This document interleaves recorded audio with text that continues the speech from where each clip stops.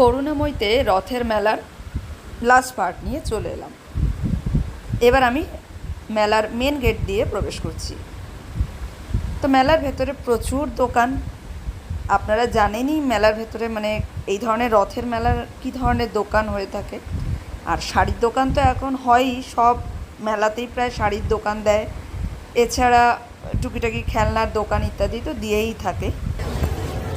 খেলনার দোকানে তো ভর্তি এই মেলা।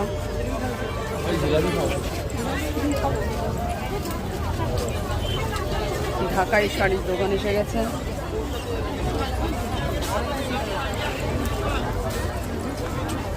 প্যান্ট দেখতে আমাকে একটা 3/4 প্যান্ট দেখতে হবে।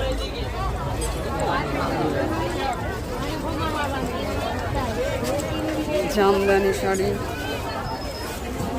এই শপটা থেকে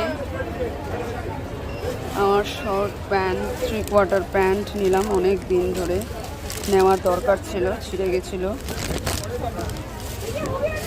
দাম নিল তিনটে মিলে মোট 374।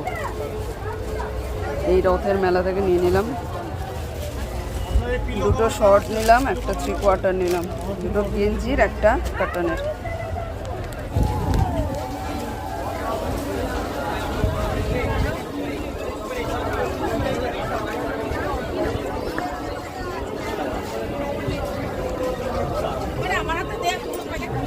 যা নিয়ে ফেলেছি আর কিছু নেওয়ার উপায় নেই।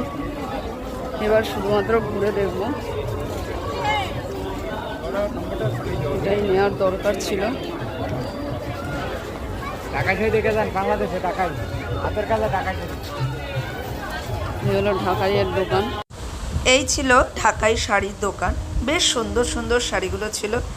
মানে ইচ্ছাও করছিল যে মানে যদি পকেটে পয়সা থাকতো আমি সত্যিই নিয়ে যেতাম।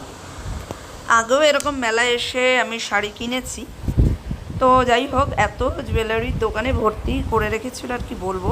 হঠাৎ একটা মুখসিদ্ধির দোকান চোখে পড়ে। খুব টেস্টি টেস্টি মুখসিদ্ধি ছিল। আমার তো মনে হচ্ছিল সব কটাই নিয়ে যাই। তো যাই হোক, একদম ছোট যে কৌটোগুলো ছিল সেগুলোর দাম বলছিল 40 টাকা। মুখসিদ্ধির দোকান পেরিয়েই ডান হাতে ছিল কুর্তির দোকান। এখন যে সমস্ত ট্রেন্ডিং কুর্তিগুলো বেরিয়েছে, এছাড়া প্লাজো, তারপরে পালাজো ইত্যাদি অনেক কিছু দোকান ছিল। যাই হোক, আজ এই পর্যন্তই। আবারও দেখা হবে পরের দিন নেক্সট পার্ট নিয়ে। ভালো থাকবেন, সুস্থ থাকবেন।